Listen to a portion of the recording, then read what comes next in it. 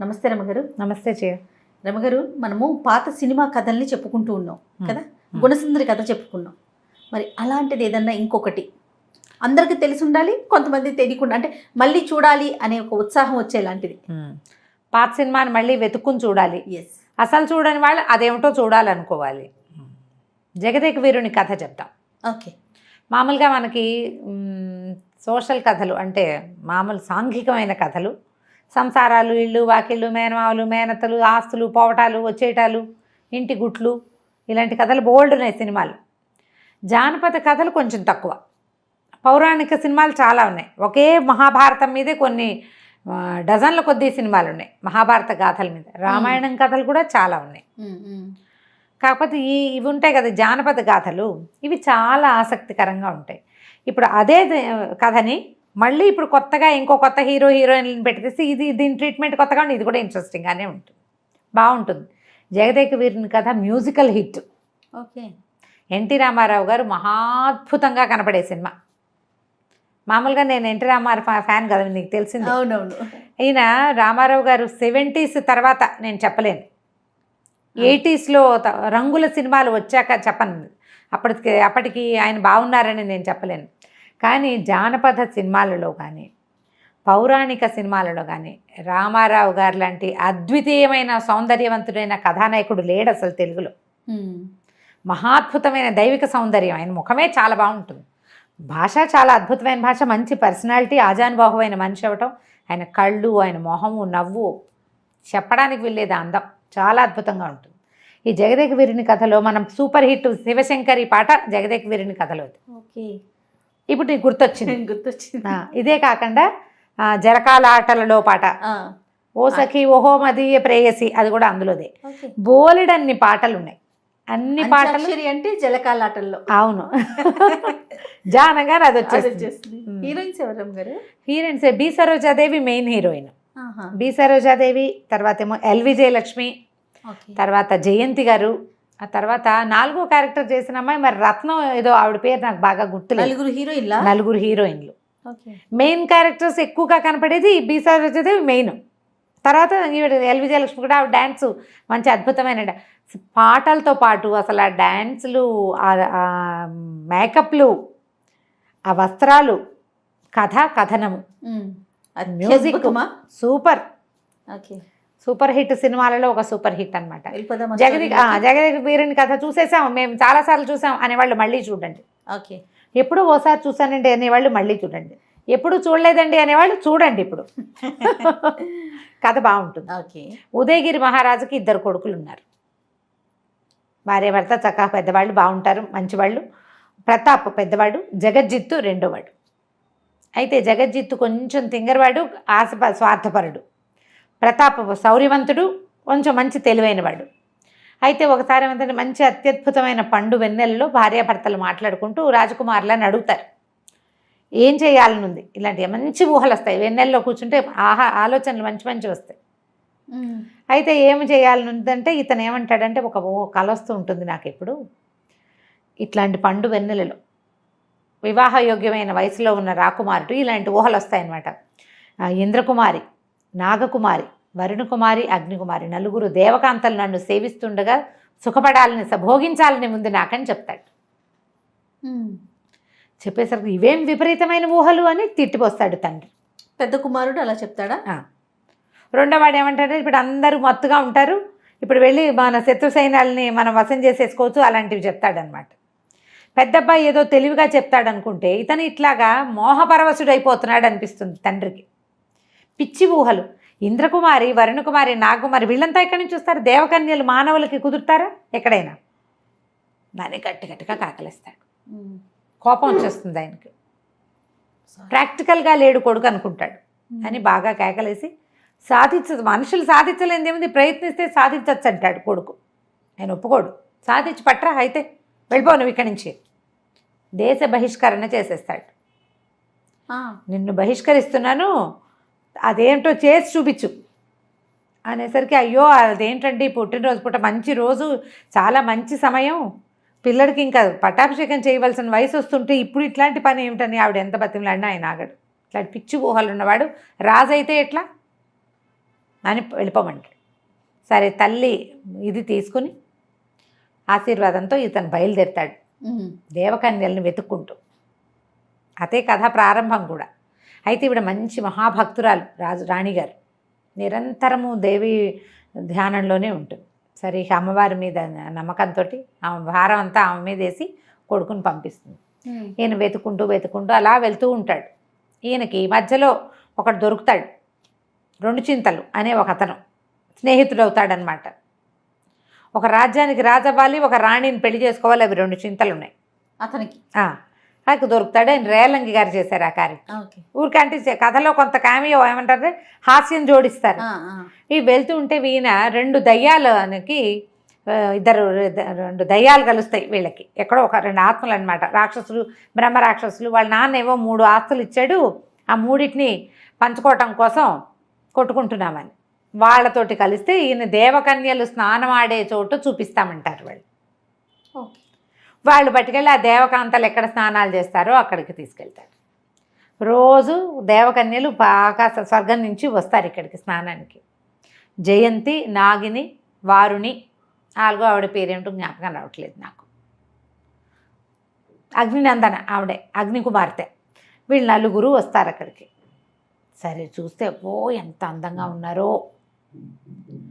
వాళ్ళని మాట్లాడించడానికి ప్రయత్నం చేస్తే ఆవిడకి అస్సలు శిల చేసేస్తుంది తన్ని.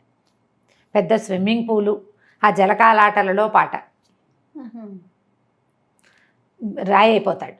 రాయి అయిపోయేసరికల్లా ఇంకేం చేయాలి? ఈ 2 చింతలు కూడా ఇతనితో పాటు ఉంటే రాయి అయిపోయిన వాడిని చూస్తూ ఏడుస్తూ కూర్చుంటాడు. అక్కడ ఆవిడేం చేస్తుంటే తల్లికి ఏదో దుశ్శకునంలాగా కనపడి అమ్మవారిని ప్రార్థిస్తుంది, నా కొడుకుని రక్షించమని. అయితే అమ్మవారు ఒక ముసలి అవ్వ రూపంలో ఇక్కడికి వస్తుంది. జానపద కథల్లో ఇలాంటివి జరుగుతాయి చూడు. అయితే ఈవిడ ఇలా అయిపోయాడు, నా స్నేహితుడు రక్షించమని ఈయన అడిగేసరికల్లా ఈవిడ ఏం చేస్తుందంటే వాడిని ఆయన్ని మామూలుగా మనిషిని చేసేసి ఈ ప్రతాప్ని, ఈ దేవకన్యలు ఆ అమ్మాయి వస్త్రం ఆ పైన కప్పుకునేది అది పట్టుకొచ్చేసి, ఎంత పిలిచినా వెనక్కి తిరిగి చూడొద్దు, వస్త్రం పట్టుకుని మన కుటీరానికి వచ్చేయమని చెప్తుంది. మర్నాడు పొద్దుటికి విగ్రహం కనపడుతుంది. మర్నాడు పొద్దున మళ్ళీ దేవకన్యలు స్నానానికి వస్తారు.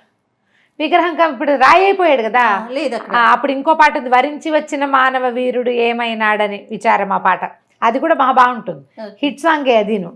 అక్కడి నుంచి చూస్తారు ఎట్లా మాయమైపోయాడు, నిన్న విగ్రహం అయిపోయిన వాడు రాయి అయిన వాడు ఉండాలి కదా రాయి అక్కడ. వీళ్ళు ఆశ్చర్యపోతారు. ఇతను ఏం చేస్తాడంటే ఈ బట్టలన్నీ విప్పి వీళ్ళు పెట్టుకుని ఒక స్విమ్మింగ్ డ్రెస్ వేసుకుని దిగుతారు. ఆ బట్టలు వేయించి ఈ జయంతి యొక్క చీరని అపహరిస్తాడు. ఆ చీర పుచ్చుకుని పరిగెడతాడు. వెనకాల ఈవిడ పంచకట్టేస్తుంది, పరిగెత్తుకుంటూ వస్తుంది. వస్తే ఈవిడ ఏం చేస్తుందంటే ఆ వస్త్రం పుచ్చుకుని ఇతను అమ్మవారి దగ్గరికి వచ్చేసాడు. వృద్ధురాల రూపంలో ఉంది కదా. ఆవిడ ఏం చేస్తుంటే దాన్ని చిన్నగా చేసి ఇతని శరీరంలో తొడలో భద్రపరిచేస్తుంది. యుద్ధానికి మాత్రం వెళ్ళకూడదు ఇది పట్టుకుని. నువ్వు బాగా నమ్మకమైన వాళ్ళకి ఈ వస్త్రాన్ని అప్పచెప్పు. వస్త్రం చేజెక్కిందా ఇక జయంతి నీతో ఉండదు, ఇప్పుడు ఇక నీ వశం అయిపోతుంది తప్పకుండా అని చెప్పి ఈ రామారావు గారిని ప్రతాప్ని చిన్నపిల్లాడిగా చేసి ఉయ్యాల్లో వేసేస్తుంది. ఈ వెనకాల అతన్ని వెతుక్కుంటూ జయంతి వస్తుంది. మిగిలిన వాళ్ళు 3 వెళ్ళిపోతారు. ఈ జయంతికి ఒక ఋషి శాపం ఉంటుంది, ఇంద్రకుమారికి. ఆవిడ వస్త్రం ఒక ఋషి తపస్సు చేసుకుంటున్న ఆయన మీద పడుతుంది. నీకు ఇంత పొగరా, ఈ వస్త్రం ఏ మానవుడి చేతికి దొరుకుతుందో నువ్వు వాడికి భార్యవైపోతావని శపించాడు. ఆ శాపం వల్ల ఈ మానవుడు తెచ్చేస్తే ఇక వాడికి వశమైపోవాల్సిన ఆవిడ స్వర్గలోక ప్రవేశం లేదు ఇంకా. ఇక వెనక పరిగెత్తుకుంటూ వస్తుంది. ఇక్కడ పిల్లాడే కనపడతాడు. అయ్యో నేను నా వరుడి కోసం వచ్చాను, పిల్లవాడు ఉన్నాడంటే సరే నువ్వు సరిగ్గా ఉంటావా అని ఒప్పించి ఈయన మళ్ళీ యువకుడిని చేసి వాళ్ళిద్దరినీ కలిపి పంపిస్తుంది ఆవిడ. ఇద్దరు కలిసి బయలుదేరుతారు. కామకూట నగరం, కామరూప నగరం, ఆ నగరానికి వెళ్తారనమాట. వాళ్ళతో పాటు ఈయన కూడా వచ్చేస్తాడు. ఈ 2 చింతలు వాళ్ళ కోరిక ఉన్నటువంటి స్నేహితుడు వీళ్ళ ఫ్రెండ్ కూడా వీళ్ళతో పాటే ఉంటాడు. సరే 3 కలిసి ఏదో ధర్మసత్రంలో దిగుతారు. ఆ ఊళ్ళో తమ రాజ్యానికి మళ్ళీ వెళ్ళాలి కదా. ఈ వెళ్ళే మార్గంలో ముందు ఇక్కడ దిగుతారు. అంటే మన తండ్రి ఏమన్నాడు, 4 కాంతల్ని తెచ్చుకున్నాక రమ్మన్నాడు. ఇప్పుడు ఒక్క కాంతేగా మనకు వచ్చింది. సరే అక్కడి నుంచి ఏమైంది, ఇక్కడ ఉండిపోయారు కొద్ది రోజులు. ఉండేసరికి ఈ సత్రంలో ఉన్న యువకుడి దగ్గర ఒక అత్యద్భుతమైన సౌందర్యవతి ఉందని ఆ దేశపు రాజుగారికి తెలుస్తుంది. ఈ అందగత్తెని ఎలాగైనా వశం చేసుకోవాలనుకుంటారు. ఈవిడ దేవకాంత అనే సంగతి వాళ్ళకి తెలియదు కదా. ఆ ఊళ్ళో ఇంకొక అందగత్తె తగులుతుంటే ఏకాశ ఆ అమ్మాయి పేరు. దానికి ఒకటే ఆశ, అది రానివ్వాలని ఆవిడ కోరిక అనమాట. ఏకాశ 2 చింతలు చిన్నప్పుడు బాగా చెప్పుకుంటూ ఉండేవాళ్ళం. సరే, అక్కడి నుంచి ఏమవుతుంది, ఈ రాజుగారి కథలు ఇవన్నీ కొంచెం సరదాగా ఉంటాయి సినిమా అంతా. నేను గబగబా బ్రీఫ్గా చెప్తున్నా కదా. ఈ రాజుకి 2 మంత్రులు ఉంటారు. ఒక ఆయన పాత మంత్రి, కొత్త మంత్రి. ఈ పాత మంత్రి మంచి సలహాలు చెప్తాడు. వాళ్ళు పరాయి వాళ్ళ భార్యలతోటి మనకెందుకండి, వివాహిత జోలికి వెళ్ళకూడదండి, మహాపాపం. వివాహితల జోలికి వెళ్ళిన వాళ్ళు మా అందరూ పాడైపోయారంటాడు. ఈయన నోరు మూసుకోమంటాడు. ప్రగ్గడ ఉంటాడు 2వ మంత్రి. ఆయన అన్ని వెరైటీ సలహాలు చెప్తాడు. ఈ రాజుగారికి ఆ వెరైటీ నచ్చుతుంది. అంటే ఆ రాజు అన్నవాడు ఎవరింట్లో అందగతున్నా వశం చేసుకోవాల్సిందే అంటాడు ప్రగ్గడ. అక్కడి నుంచి ఆ ప్రగ్గడ ఈయన కలిసి ఈ అమ్మాయిని అవైల్ చేసుకోవడం కోసం నాకు విపరీతంగా శిరోభారం, నాగమణి ఏదో తెచ్చి పెడితే కాలకూట విషం తెస్తే కానీ ఇది తగ్గదంటారు. ఆ విషాలు అవి ఎక్కడి నుంచి వస్తాయి? ఈవిడేమంటుందంటే, నా ఫ్రెండ్ ఉంది కదా నాగిని, నువ్వు అక్కడికి వెళ్ళొచ్చు అని చెప్పి నాగలోకానికి వెళ్ళే దారి చెప్పి భర్తని పంపిస్తుంది.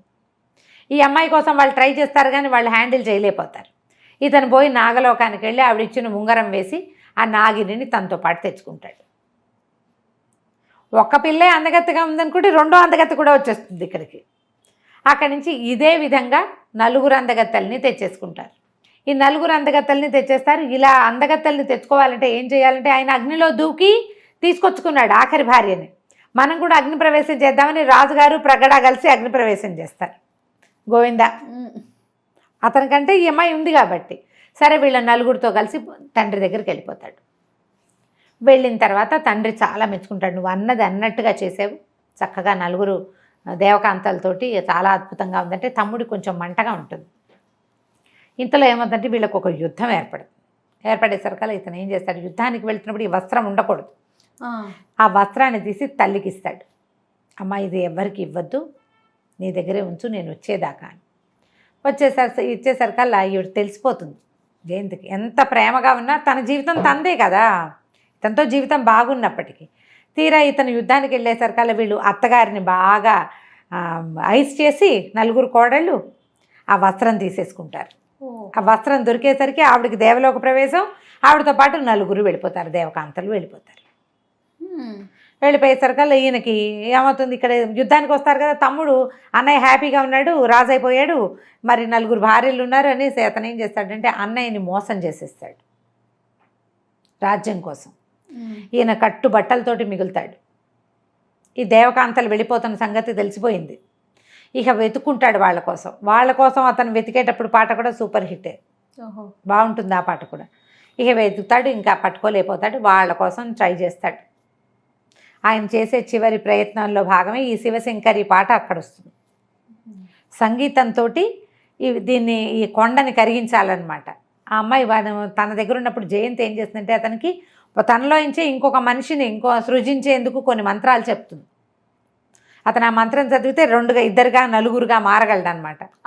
అతను నేర్చుకుంటాడు అమ్మాయి దగ్గర. మా అమ్మాయి చెప్పి తనతోటి నాగినితోటి ఇద్దరితోటి ఉండేలాగా చేస్తుంది అతన్ని.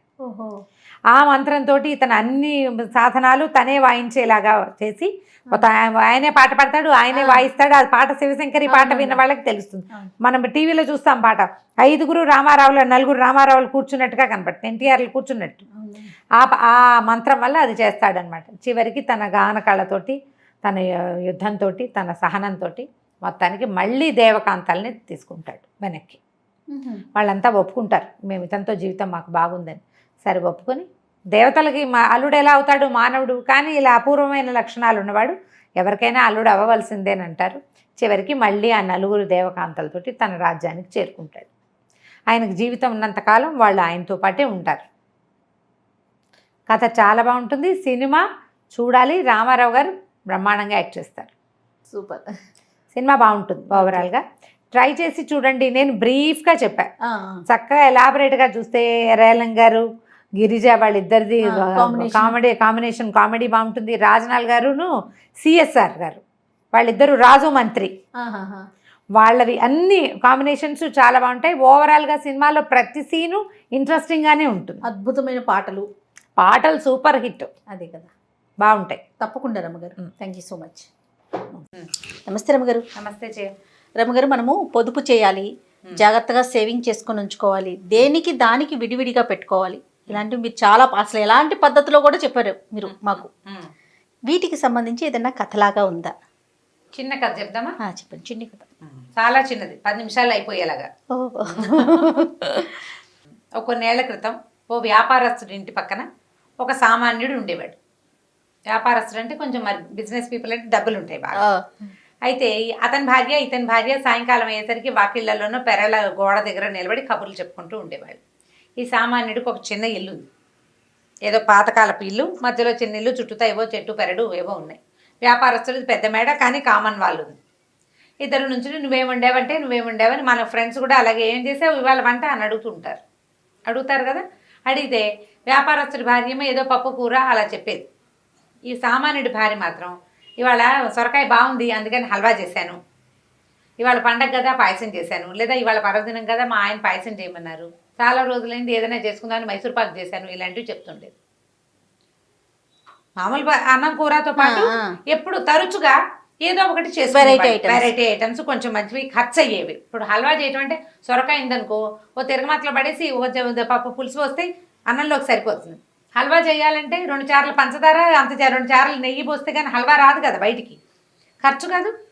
అయితే వ్యాపారస్తుడి భార్య అనేది భర్తతోటి, ఏమిటండి ఇంత వ్యాపారం ఉంటే నేనేదో పప్పు కూర చారుతో సరిపెడతాను, ఏదైనా పెద్ద పండుగ వస్తేనే మనం పిండి వంటలు అవి చేసుకుంటాము, వీళ్ళు ఏమిటి వాళ్ళ జీవితం అతి చిన్నది, ఎప్పుడు ఏదో ఒకటి చేస్తానంటుంది, చేస్తుంది కూడాను, అప్పుడప్పుడు చిన్న కప్పులో పెట్టిస్తుంది.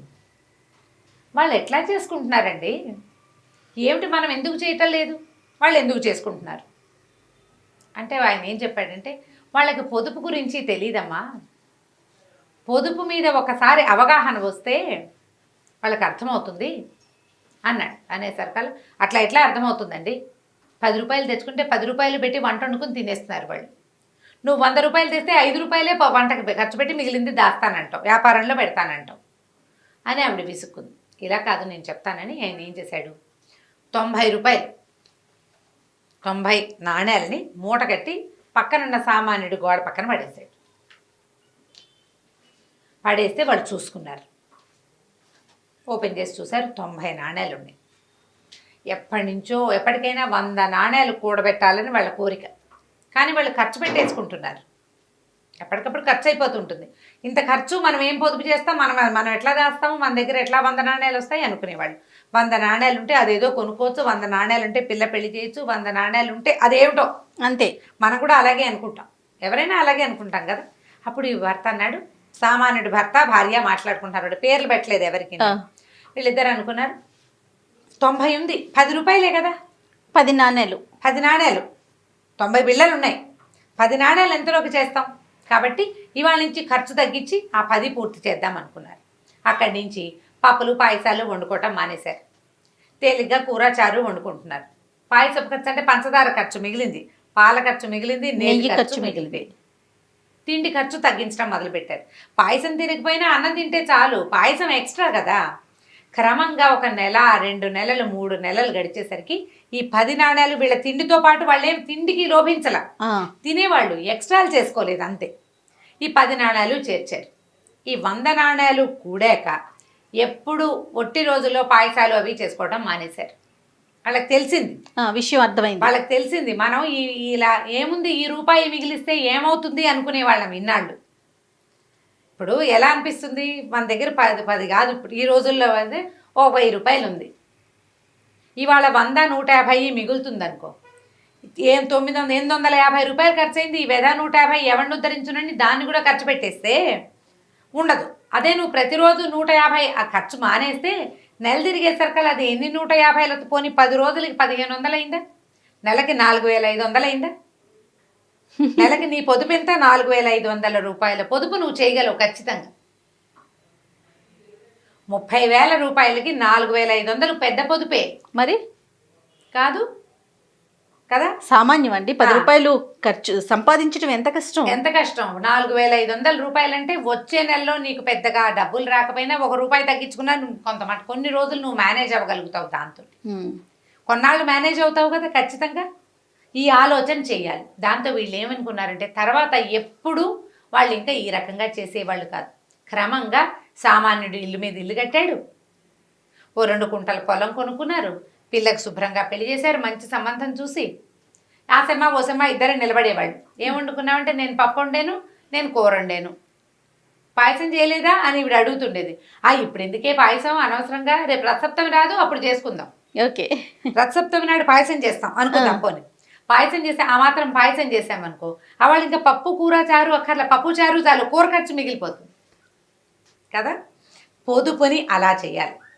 అలా ఒక్క రూపాయి, ఒక్క 100 రూపాయలు, ఒక్క 1000 రూపాయలు మిగిలినా దాన్ని పక్కకు పెట్టాలి.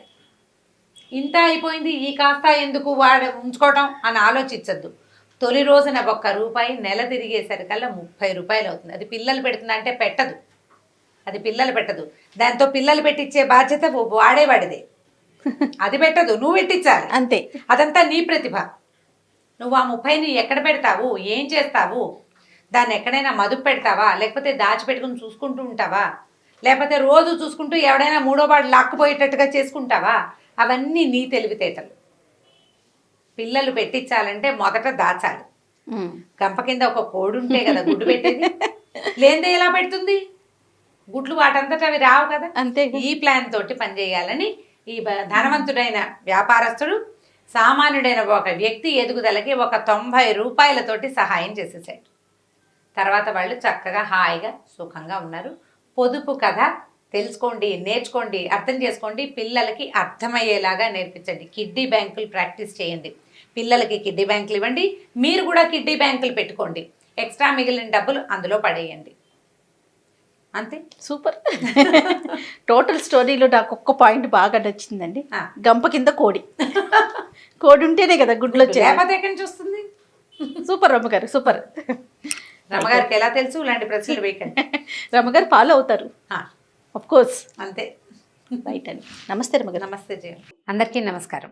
నేను రమారావి. సమస్యలు జీవితంలో ఎవరికి ఉండవు? ఎవరికైనా సమస్య లేకుండా ఉంటుందా? ఎంత చెట్టుకు అంత గాలి అని చెప్తూ ఉంటాం, సాధారణంగా చెప్పేదే. మామూలు సమస్యలు వేరు, కొంచెం పెద్ద రకం సమస్యలు వేరు. పెద్ద రకం సమస్యలు ఏమిటో ముందు చూద్దాం, అప్పుడు మామూలు సమస్యల గురించి ఆలోచిద్దాం. వివాహం కాకపోవటం ఆడపిల్లలకి, తర్వాత ఆసక్తి లేని చోట పెళ్ళవటం, ఇష్టం లేని పెళ్ళవటం అన్నమాట. తాగుబోతు భర్తలు, కాల్చుకు తినే అత్తవారు, ఎంత చెప్పినా మాట వినని పిల్లలు, ఏ రకంగానూ సహాయం చేయని చుట్టపక్కలు, కలిసి రాని స్నేహితులు, జీవితానికి ఎదుగుబొదుగు లేకపోవటం, భర్తలకి సంపాదన లేకపోవటం, లేదా భార్యలు చదువుకున్న వాళ్ళకి ఉద్యోగాలు రాకపోవటం, ఏ వ్యాపారం మొదలుపెట్టినా ఫెయిల్ అయిపోతూ ఉండటం, ఇవి పెద్ద సమస్యలు. ఇక చిన్న సమస్యలు, మనం బయటికి బయలుదేరినప్పుడు ఆటో దొరకపోవటం, ఫోన్లో ఎవరికోసమో ట్రై చేస్తుంటే వాళ్ళు దొరకపోవటం, స్టవ్ మీద పాలు పెట్టి ఫోన్లో మాట్లాడితే పాలు పొంగిపోవటం, భర్తగారు ఏమన్నా తిట్టడం, పిల్లలు అల్లరి చేయటం, పిల్లలు అన్నం తినకపోవటం, చాలా పెద్ద సమస్య అది. పిల్లలు అన్నం తింటూ, మా అబ్బాయి అన్నం తింటూ ఏం చేయాలండి? ఇవి కాకుండా చిన్న పొన్న అనారోగ్యాలు, పిల్లలకి జబ్బు అనారోగ్యాలు, పిల్లలు సరిగా లేకపోవటాలు, ఇవి పెద్ద పెద్దవిగా చిన్నగా సరిగా లేకపోవటం. ఇవో కొన్ని బాగానే ఉంటారు, కొన్ని చోట్ల బాగుండరు. మన ఆడపడుచు మాకంటే ముందే పండగ షాపింగ్ చేసేటాలు, ఎన్నో సమస్యలు. పక్కింటి ఆవిడ పండగకి ముందే చక్కగా పిండి వంటలు చేసేసుకోవటాలు, మనం ఇంకా చేసుకోలేకపోవటాలు, ఇవన్నీ కూడా సమస్యలే. అసలు పెట్టి థింగ్స్, అవి కూడా మనల్ని సమస్యగా బాధిస్తూనే ఉంటాయి. ఈ చిన్న సమస్యలకి చాలా సింపుల్గా పరిష్కారాలు అయిపోతుంటాయి, విసుగ్గా ఉంటే తలుచుకుంటూ ఉంటాం. పెద్ద సమస్యలకి ఏం చెయ్యాలి? భర్తలు తాగుతారు, సంపాదన ఇంట్లో ఇవ్వరు, పిల్లలతోటి సరిగ్గా బిహేవ్ చేయరు, ఏదైనా గట్టిగా అడితే మీద పడి కొట్టడానికి వస్తారు, వాళ్ళని పిలిచినా మన వాళ్ళని పిలిచినా ఏ రకంగానూ ఇది సర్దుబాటు అవ్వదు. లేకపోతే తిరుగుబోతనం, దుష్ప్రవర్తన, ప్రవర్తనా లోపాలు, సజావైన ప్రవర్తన లేకపోవటం, అతడి ప్రాపకంలో ఉండాల్సే రావటం, తప్పించుకునే దారి లేకపోవటం, పిల్లలు సజావుగా పెరగరేమోనన్న బెంగ, కుటుంబం పరువు బజారున పడుతోందని బాధ, ఇవి ఎంత బాధిస్తాయోనండి. వీటికి సమాధానాలు ఏముంటాయండి? సాధారణంగా కాలం సమాధానం చెప్పాలి. అవి ఎవరికోటతోటైనా చెప్పుకుంటూ ఉంటే చెప్పగా చెప్తూ ఉంటే అంటే ఏమంటారంటే ఒక వెళ్ళబోసుకోవటం, ఎవరికైనా చెప్పటం, చెప్పి కాసేపు ఏడ్చేస్తే ఆ పూటకు సరిపోతుంది, మళ్ళీ రేపటికి మళ్ళీ స్టార్ట్. ఇది హేళనగా ఎక్కిరింతగా చిన్నబుచ్చటానికి చెప్పట్లేదండి. వీటికి అసలు సమాధానాలే లేవు. ఇలాంటి ప్రశ్నలకి సమాధానాలే ఉండవు. ఇలాంటి సమస్యలకి అసలు ఏ ఆన్సరు ఉండదు. వాళ్ళకి కుటుంబము, సమాజము వాళ్ళ వెనకాల నిలబడి ముందుకు నడిపించుకుంటూ తీసుకెళ్ళాలి. ఏదో తెలియక పెళ్లి చేసాం, వీడు తాగుబోతు తెచ్చినాడని తెలియలేదు అని ఇలా తిట్టేస్తారు పెద్దవాళ్ళు. కాకపోతే అమ్మలో, తమ్ముళ్ళో, అన్నదమ్ములో, కజిన్సో ఎవరైనా కొంత సహాయంగా ఉండి ఈ కుటుంబాన్ని ముందుకే తీసుకెళ్ళటానికి సహాయం చేస్తారు. ఇప్పుడు ఎవరు లేరనుకోండి, ఏం చేయాలి అప్పుడు? ఇలా సమస్యలు ఉన్నాయని ప్రతి వాళ్ళు మనం ఏదైనా వేరే వ్యవహారం చూసేద్దాం, అసలు మనం జీవితం మీదే ఆశ వదిలిపెట్టేసుకుందామని మరణాలకు వెళ్ళిపోతామా? అదేనండి దీనికి సమాధానం. సమాధానం లేని సమస్యలకి, ఏ రకంగానూ మనం సర్దుబాటు చేయలేని సమస్యలకి మరణమే శరణ్యమా అన్నప్పుడు కాదు. మనం సమాజంలో మన చుట్టుపక్కల వాళ్ళల్లో ఇవాళ రేపు పేరెనిక గన్నవాళ్ళు, పైకొచ్చిన వాళ్ళు, కాస్తా కుస్తా బెటర్ జీవితాల్లో ఉన్నవాళ్ళు, ఇలాంటి కష్టాలు చూసొచ్చిన వాళ్ళు బోల్డ్ మంది ఉంటారు. ఏమిటి వాళ్ళు ఏ ధైర్యంతో ముందుకెళ్ళారని అనుకోవాలి మనం? ఏ ధైర్యంతో వాళ్ళు ముందుకు తీసుకెళ్ళారు వాళ్ళ జీవితాన్ని? పోరాట పటిమ, దాంతో ముందుకు తీసుకెళ్తారు. పోరాట పటిమే. ఆ మధ్య ఇప్పుడు ఎండమూరి వీరేంద్రనాథ్ గారిది విజయానికి 5 మెట్లు కాదులేండి, ఇంకొకటి ఏదో పుస్తకం అండి, పేరు మర్చిపోయాను, దయచేసి ఏమనుకోకండి వారి అభిమానులు, నేను కూడా వారి అభిమానిని. ఒక విషయం చెప్తాను. ఆయన మెల్ గిబ్సన్ అని ఒక యాక్టర్ గురించి రాశారు ఆ బుక్లో. నాకు మెల్ గిబ్సన్ అంటే చాలా ఇష్టం. ఈయన ఎవరండి అని అడగండి, ఒక హాలీవుడ్ నటుడు.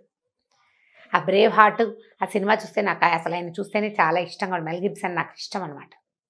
అయితే ఆయనట చిన్నప్పుడు చాలా పెద్ద అందంగా ఉండేవాడట. చాలా పెద్ద యాక్సిడెంట్ అయిందట. మొహం అడ్డదిడ్డంగా చిరిగిపోయిందట ఆయనది, చాలా అడ్డదిడ్డంగా. అయితే చనిపోయాడు అనుకున్నారు. హాస్పిటల్లో తెలుసుకున్నారు ఇతను బతికే ఉన్నాడని. మొహం అంతా వికృత రూపంగా అయిపోయి ఒట్టి మాంసపు ముద్దలా అయిపోయిందట. ఏదో యాక్సిడెంట్ అంటే ఎవరో కొట్టారు పాపం, బహుశా ఎవరో దాడి చేశారు అతని మీద చిన్న వయసులోనే.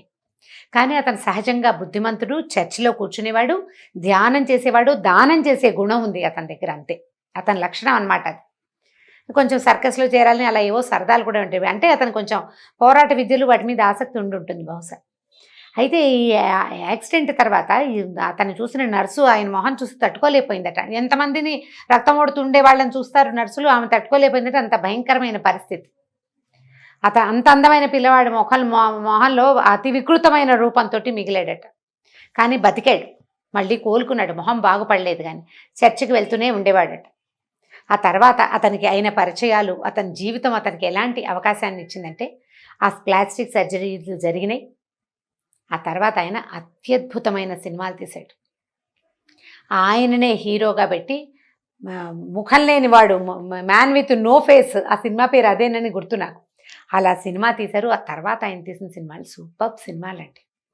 ఆయన ఎంత హ్యాండ్సమ్గా కనిపిస్తాడో, చాలా పెద్దవాడు, పెద్దతనే, ఎంత చక్కగా కనిపిస్తాడో, ఎంత అత్యద్భుతమైన నటన ఎంత ప్రదర్శించగలిగాడంటే అతనిలోని పోరాట పటిమే అతన్ని ఆ స్థితికి తీసుకెళ్ళింది. ప్రతి వాళ్ళు ఇలా చేయలేమండి, ఇంత చేయలేము, కానీ కొంత చేయొచ్చు కదా, కొంత చేయాలి. ఇడ్లీలమ్మి పిల్లల్ని పోషించుకుని ఒట్టిగా ఊళ్ళలో ఎంత ఖరీదండి పాత రోజుల్లో ఇడ్లీలు అమ్మే ముసలిమామ ఒక ఆవిడ, మా మామగారు వస్తుండేది మా ఊరు. పిల్లల్ని ఇంజనీర్లను చదివించింది ఆవిడ. రోజు ఇడ్లీలు మోసుకొచ్చేది. భర్త సహాయం లేదు, చిన్నతనంలోనే ఉన్నాడో వెళ్ళిపోయాడో పాపం. కానీ ఆమెలో ఉన్న పోరాట పటిమ ఆ పిల్లల గెలుపుకి కారణమైంది, ఆమె గెలుపుకి కారణమైంది. మనం ఇవాళ వాళ్ళ పేరు ఒకళ్ళు తలుచుకుంటున్నారంటే వాళ్ళు సాధించారని అర్థం. సమాధానాలు లేని సమస్యలు చాలా ఉంటాయి. దానికి మనం సమాధానంగా నిలవటం ఎట్లా అనేది ఆలోచించాలి, పోరాడాలి, దానికోసం ఓపికగా భరించాలి, మన పరిస్థితులు బాగుపడేదాకా వెయిట్ చేయాలి. వీళ్ళతోటి కాదు, మన కంపానియన్ తోటి అవ్వకపోవచ్చు, సంతానంతో కావచ్చు, పిల్లలతోటి కావచ్చు, అప్పుడప్పుడు మన వల్ల కూడా కావచ్చు. మనం ట్రై చేయాలి. పోరాట పటిమతో సాధించలేనిది ఏదీ లేదు. ఝాన్సీ లక్ష్మీబాయి ఆవిడ కథ చదువుతుంటే రక్తం పరిగెడుతుంది, శరీరం రోమాంచం అవుతుంది. సొంత సంతానం కూడా లేకుండా రాజ్యాన్ని కాపాడాలని ఒక స్త్రీ చేసిన ప్రయత్నం ఆమెను ఇప్పటికీ చరిత్రలో నిలబెట్టింది. అంత చరిత్రకెక్కకపోతే మన సొంత చరిత్రలు మనం రాసుకోవాలి కదా, మన పిల్లలకి మనం ఆదర్శంగా నిలబడాలి కదా. మన జీవితాన్ని మనం నుంచోబెట్టుకోవాలి. భగవంతుడు ఇచ్చిన జీవితాన్ని మధ్యలో ఎండ్ చేసే హక్కు ఎవ్వడికి లేదు, ఆడ మగ ఎవరికీ లేదండి. ఏదో ఒకటి జరగలేదనో, ఏదైనా కొన్ని పరిస్థితులు అనుకూలంగా లేవనో, కొంతమంది అయితే మరి అబ్బాయి ఒప్పుకోలేదని, భర్త కాదన్నాడని, పుట్టింటికి పంపలేదని, ఇలా పిచ్చి పిచ్చి కారణాలతో కూడా జీవితాన్ని ఎండ్ చేసుకుంటారు. అదే నా సమాధానం. నుంచోడం రాదు నీకు? వెన్నెముక లేదా స్త్రీలకి? లేదండి. భగవంతుడు మనకి వెన్నెముక పెట్టాడు కదా, దాని బలం మీద మనం ఎందుకు నుంచోం? దాన్ని ఎందుకు నిలబెట్టాం? మనని చూసి మరో నలుగురు నిలబెడతారు. చిన్న చిన్న పల్లెటూళ్ళల్లో చిన్న గ్రూపులుగా తయారయ్యి వాళ్ళకు చేతికి వచ్చిన చిన్న చిన్న పనులు చేసుకుంటూ కూడా బిజినెస్ చేస్తున్నారు ఆడవాళ్ళు. ఏ సాధనాలు లేవు, ఏ ఎలక్ట్రానిక్ గూడ్స్ లేవు, ఏ కరెంటు సాధనాలు లేవు. చచ్చి చెడి 3 రాళ్ళు పెట్టి పొయ్యి పెట్టి అన్నం వండుకుని తీరాల్సిందే వాళ్ళు. అయినా కూడా పోరాట పటిమ చూపిస్తున్నారు. చదువుకున్న వాళ్ళం కూడా పోరాట పటిమ చూపించలేమా? కంపెనీను సరైన వాడు కాకపోతే ఇక అంతేనండి మన జీవితం. పెళ్ళే చేసుకోవాలా అని ఈ మధ్య ఎవరో ఒక అమ్మాయి అడిగింది. పెళ్లి చేసుకోవాలి, ఏ వయసుకు పెళ్లి చేసుకోవాలని ఒక వీడియో చేశాం కదా, ఏవో చేస్తుంటాం రకరకాలు. ఏ వయసుకు పెళ్లి చేసుకోవాలంటే ఏంటంటే మీరు అలా చెప్పారు, 24కో 26కో చేయకపోతే కుదరదా? పిల్లల్ని గంటను తప్పిస్తే నాకు ఇంకేం లేదా నా బతుక్కి? నేను అదే ఎందుకు చేయాలి? నేను బిజినెస్ ఎందుకు చేయకూడదు? చెయ్యి లక్షణంగా. బిజినెస్ కాకపోతే స్వర్గానికి నిచ్చెనలేసి ఎక్కి వెళ్ళిపోండి.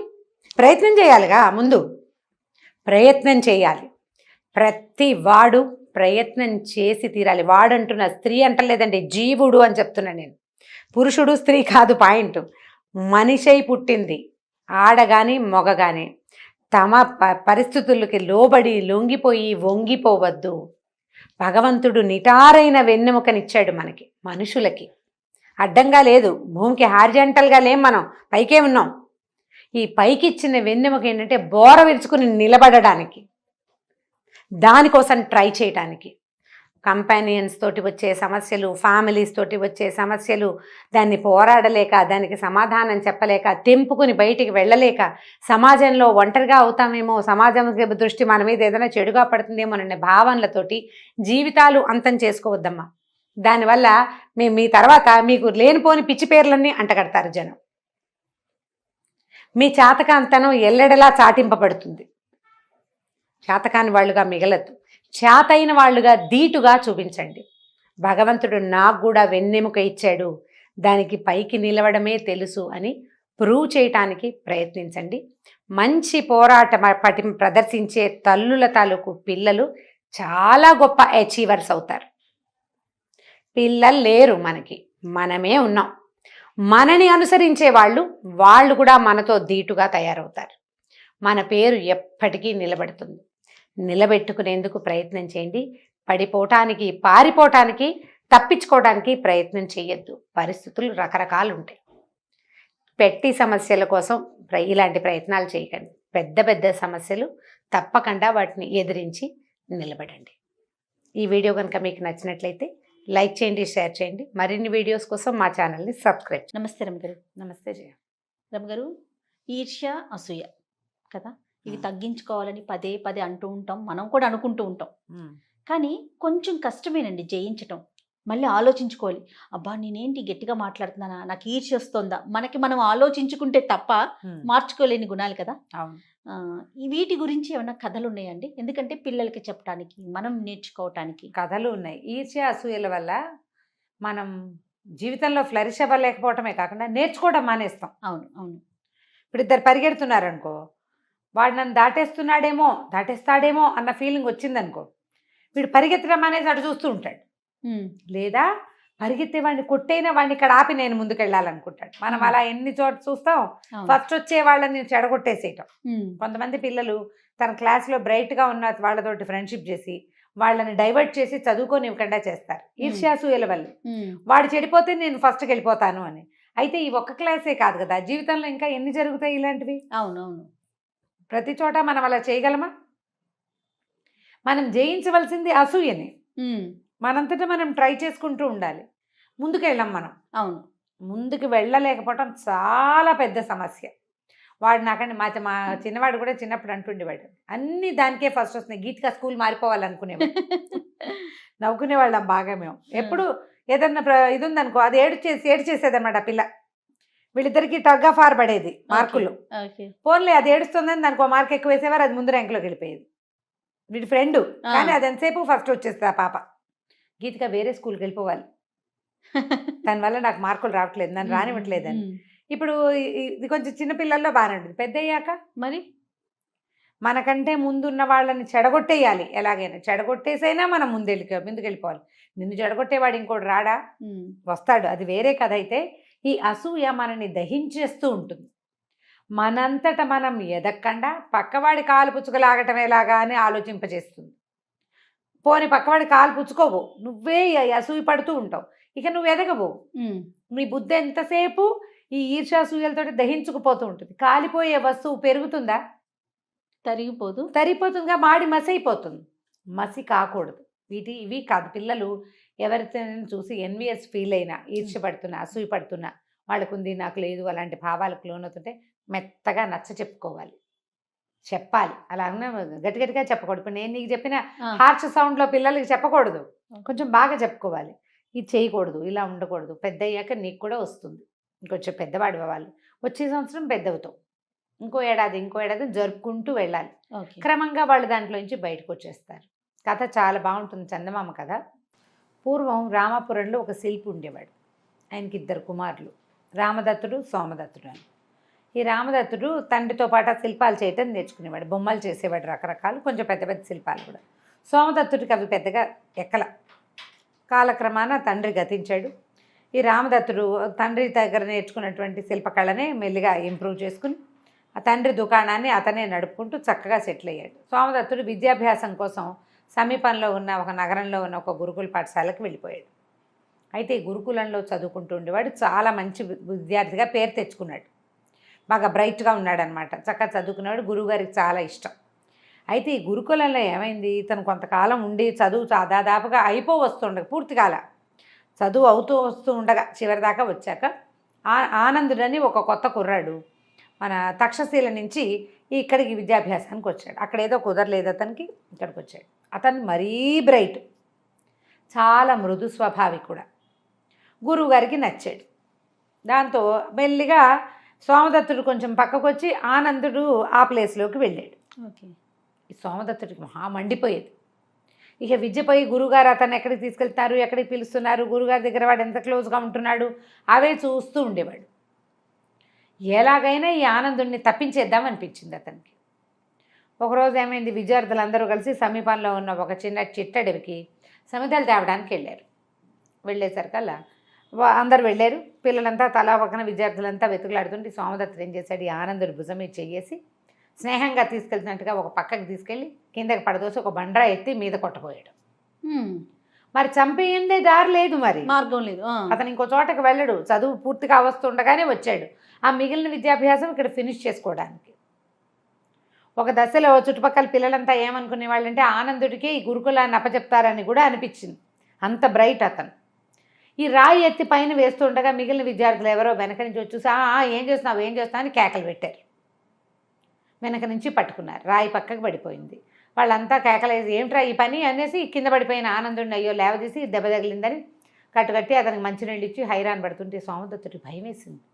గురుగారికి తెలిసిపోదు మరి. పారిపోయాడు అక్కడి నుంచి. పారిపోయి తమ ఊరు రామాపురం వచ్చేసాడు. బిక్కమొహం వేసుకుని అన్నయ్య దగ్గరకు వచ్చాడు. ఈయన ఏమనుకున్నాడు, ఏరా అబ్బాయి నీ విద్యాభ్యాసం అయిపోయిందా అని అన్నయ్య అడిగాడు. అడిగేసరికి బాగా ఊరుమని ఏడ్చి నేను ఇలా చేశాను, ఇలా అయిపోయింది, వాడేమో నా ప్లేస్ లాగేసుకున్నాడు, అంతకుముందు గురువుగారు నన్నే గురువుగా నియమిస్తానన్నారు, ఇప్పుడు వాడు ఎక్కువైపోయాడు నాకంటే, నేను సహించలేక ఏమిటో అలా చేయాలనిపించింది చేసేసాను అన్నాడు. బాధపడ్డాడు రామదత్తుడు. ఏం చేస్తాం, సరే ఇంట్లో ఉండు అన్నాడు. అయితే ఏమైంది, రామదత్తుడు శిల్పాలు చేస్తాడని చెప్పుకున్నాం కదా, రామదత్తుడి షాపుకి ఎదురుగుండా ఓ కొట్టు ఒకటి పెట్టారు కొత్తగా. అందులో ఎంతో మంచి మంచి బొమ్మలు ఉన్నాయని జనం అంతా అక్కడ బొమ్మలు కొంటున్నారని తెలిసింది. అయితే ఒకసారి ఎవరో బొమ్మలు కొనుక్కొచ్చుకున్నారు, సోమదత్తుడికి కనపడ్డారు. ఏం బొమ్మలరా, ఏమిట్రా, ఎక్కడ కొన్నారా, మా అన్నయ్య దగ్గరేనా అన్నాడు. అబ్బే కాదు, మీ అన్నయ్య ఎదురుకుండా కొట్లో బొమ్మలు ఎంతో బాగున్నాయి, అక్కడ కొన్నామన్నారు. బొమ్మలు చూస్తే అన్నయ్య చేసిన బొమ్మలు లాగానే ఉన్నాయి, అవేం వేరే గొప్పగా ఏం లేవు, అన్నయ్య ఎలా చేస్తాడో అదే బొమ్మలు. ఏమిట్రా ఇది అని అనుకున్నాడు. అన్నయ్య చాలా డల్గా అయిపోయాడు. అయితే ఒకరోజు సోమదత్తుడు ఏం చేశాడు, షాప్కి వెళ్ళాడు. వెళ్ళేసరికల్లా ఆ ఎదురుగుండా కొట్టంతా కోలాహలంగా ఉంది. కొన్ని బొమ్మలు బయట పెట్టి కనపడుతున్నాయి, పెద్ద పెద్ద శిల్పాలు, చిన్న బొమ్మలు కూడా కనిపిస్తున్నాయి. ఈ రామదత్తుడు ఆ ఎదురుగుండా కొట్టుకేసి చూస్తూ ఏదో అన్యమనస్కంగా బొమ్మ చేస్తున్నాడు. షాప్ మనసు అక్కడుంది, చేతి మీద లేదు. శిల్పాలు చేసేటప్పుడు దానికేసి కదా చూడాలి. ఇతను వెళ్ళి సోమదత్తుడు అన్నయ్య అని పలకరించాడు. రారా, ఏముందిలే, కొన్ని 4 రోజులు వీడిని లేపేస్తాను, ఎలాగూ మన వ్యాపారం మనకే ఉంటుంది అన్నాడు. అనేసరికి సోమదత్తుడు అటు ఇటు చూస్తే అన్నయ్య చేసి పెట్టిన బొమ్మలు వెలా తెలాపోతున్నట్టు కనపడ్డాయి అతనికి. మనసు పెట్టలేకపోతున్నాడు అన్నయ్య. అప్పుడు వీడు ఏమన్నాడంటే, అదేమిటన్నయ్య, వాళ్ళని లేవగొడితే మన ఇదవుతుందా, నువ్వు దీని మీద మన దృష్టి పెట్టాలి, కానీ నేను కూడా సహాయం చేస్తా, దృష్టి పెట్టి చెయ్యి. నాన్న చేసినట్టు చేసేవాడివి ఇది వరకు. మనసు వాడికి వ్యాపారం ఎక్కువగా ఉందని వాడి వైపు పోయేసరికల్లా నువ్వు అన్ని మనస్కంగా చేసేసరికి నీకు ఇది సరిగా రావట్లా. నాన్నని తలుచుకుని శ్రద్ధగా చెయ్యి, శ్రద్ధగా చేయాలి. పక్కవాడి కేసు చూస్తుంటే మనం ఎట్లా చేస్తామన్నయ్య ఆ బొమ్మలు అన్నాడు. అన్నాక తట్టింది అతనికి. నేనేం చేశాను, ఆనందుడి వైపు చూసి కాదు నేను ఈ పని చేశాను. అక్కడి నుంచి ఒక 2 రోజులు ఆలోచించుకున్నాడు. అన్నయ్య నేను పట్టణానికి వెళ్ళొస్తాను, గురువుగారిని చూసొస్తానని వెళ్ళిపోయాడు. వెళ్ళి గురువుగారు కాళ్ళు పట్టుకుని, నన్ను క్షమించండి, ఈర్ష్యకి లోనయ్యి నేను ఆనందుడి మీద హత్య ప్రయత్నం చేశాను, నాకు వేరే ఇంటెన్షన్ ఏం లేదు, అతను నా స్థానాన్ని తీసుకుంటున్నాడని చదువు మీద శ్రద్ధ మానేశాను నేను అని చెప్పి గురువుగారు కాళ్ళు పట్టుకున్నాడు. ఆయనేమో నువ్వు నిన్నటిదాకా బాగానే ఉన్నావు నాయన, ఇవాళే ఏదో నీకు బాధ వచ్చింది అలాగే అన్నాడు. ఇతను మళ్ళీ ఆనందుడిని కూడా క్షమించమని అడిగాడు. ఆనందుడు మృదు స్వభావం, ముందే చెప్పుకున్నాం కదా, మంచివాడు. అతను క్షమించేసి ఊరుకున్నాడు. శ్రద్ధగా 1.5 విద్యాభ్యాసం పూర్తి చేసేశాడు. ఇక మళ్ళీ అన్నయ్య దగ్గరికి రాలా ఈ 1.5 ఏడనర్థమో అయిపోయాక అతనికి పట్టణంలోనే పెద్ద వేద పాఠశాలలో ఉద్యోగం లభించింది. చదువు అయిపోయింది, ఉద్యోగం కూడా లభించింది. అన్నయ్య నువ్వు ఇక్కడ ఉండలేకపోతే మా ఇంట్లో నా దగ్గర ఉందు కానీ రా అని చెప్దామనుకున్నాడు. వచ్చాక అన్నయ్యని చూశాడు. అన్నయ్య నువ్వు బొమ్మలు చేయలేకపోయినా పర్వాలేదు, పట్టణంలో చేద్దు కానీ, మనం టౌన్లో ఉంటాంగా, ఏవి చేయగలిగితే అది చేద్దు కానీ నువ్వు బాధపడిపోక, నా చదువు అయిపోయింది, నాకు ఉద్యోగం కూడా వచ్చేసింది, ఈ ఊరు వదిలిపెట్టి వెళ్ళిపోదానిలే అనేసరికి నవ్వాడు రామదత్తుడు. ఎక్కడికి రా వెళ్ళటం, ఎదురుకుండా కొట్టు కూడా మందే, అది నా స్నేహితుడు, మన బొమ్మలే అక్కడ పెట్టించాను నేను నీకు తెలియచేయటానికే. నువ్వు ఇక్కడి నుంచి గురువుగారి దగ్గరికి వెళ్ళిన మరుక్షణం షాపు లేదు చూడు అని చూపించాడు. షాప్ ఏం లేదు అక్కడ, ఈయన బొమ్మలే స్నేహితుడితోటి అక్కడ పెట్టించుకున్నాడు. పెట్టించుకుని అన్నయ్య ఈర్ష్యపడుతున్నాడు, అందుకని కాన్సన్ట్రేట్ చేయలేకపోతున్నాడు, ఈర్ష్యపడకూడదు అని అన్నయ్యకే వాడు చెప్పేలాగా చేశాడు. సోమదత్తుడికి ఆశ్చర్యం వేసింది. అన్నలు ఉండాలి కదా, అన్నయ్య ఉండాలి, అన్నయ్యే కదా మనకు మార్గదర్శి, మన అన్నయ్యలు మనకి మార్గదర్శకులుగా ఉండాలి, అన్నయ్యలకి బుద్ధి ఉండాలి, తమ్ముళ్ళకి అనుసరించే గుణం ఉండాలి, అన్నీ ఉండాలి రమ్య గారు. ఈ 2 ఉండాలి కదా, 3 చెప్పారు, ఉండాల్సిందే, అన్నీ ఉండాలి. ఈర్ష్య అసూయలతోటి ఎదుగుదల ఆగిపోతుంది. మనం చదువులో ముందుకెళ్ళలేం. ఏ కాంపిటీషన్లోనూ కూడా గెలవాలని కాదు, గెలుపు కాదు, మనం సరిగ్గా ప్రజెంట్ చేస్తున్నామా లేదా అనేదే ఇంపార్టెంట్. పక్కవాడు గెలిచేస్తాడేమో అని చూస్తే మనం ఎప్పటికీ గెలవం. స్పోర్ట్స్మెన్ స్పిరిట్ ప్రతి దాంట్లోనూ ఉండాలి, అన్నిట్లలోనూ. చదువులో వాడితో పోటీ మార్కులు కాదు, నీకు అన్నీ వచ్చా రాదా, అది నీకు నాలెడ్జ్ ఉందా లేదా, అదే ఇంపార్టెంట్ అని పిల్లలకి నేర్పడానికి ప్రయత్నం చేయండి. మార్కులు క్రైటీరియా కాదు. వాడికి 98 వచ్చినాయి, నీకెందుకు 96 వచ్చినాయని ప్రశ్నించద్దు. మరి కాసిన తెచ్చుకోవడానికి ట్రై చేయమని తనకు అవసరమైతే. ఈరోజు కాంపిటేటివ్ వరల్డ్ ఇది. అవునవును, చాలా మార్కులు వస్తే కానీ సీట్లు రావు. మళ్ళీ మనకి రిజర్వేషన్స్ హడావిడి ఒకటి ఉంది, రకరకాలు. మళ్ళీ లోకల్ నాన్ లోకల్ హడావిడులు ఉన్నాయి. ఇలాంటివి ఉన్నప్పుడు నువ్వు అప్ టు ద మార్క్ ప్రయత్నం చేయాలి నాయన. వాడికి వచ్చింది నీకెందుకు రాలేదు, వాడు చేశాడు నువ్వెందుకు చేయలేదు కాదు. వీళ్ళకి వాళ్ళ మీద అసూయ, ఈర్ష్య, ద్వేషం ఏర్పడతాయి. అలా పరిగెత్తకుండా ఫోకస్డ్గా పరిగెత్తమని పిల్లలకి నేర్పించండి. ఈర్ష్యని, అసూయని తగ్గించుకోవాలని చెప్పాలి. తప్పకుండా రమగారు. నమస్తే. నమస్తే చెల్లి.